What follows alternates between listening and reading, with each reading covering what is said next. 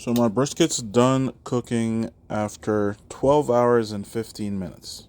Alright, so basically the brisket was cooking for 12 hours, but I'm going to show you what I do when I'm done with the snake method.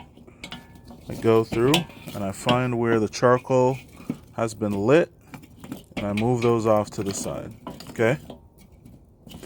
And Alright, that's good. So these were lit and they're going to keep burning for a while. Okay?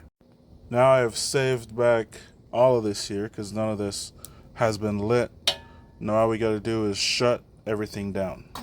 Let me show you something with vent placement real quick. If you look right down there, you will see that the vents on the bottom were just barely open. Now that's because I started with 8 briquettes instead of 6.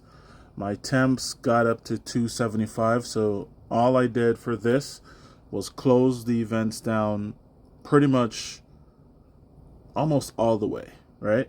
And now we are done cooking, but when I closed the vents down, it came right back to 250 and did not move.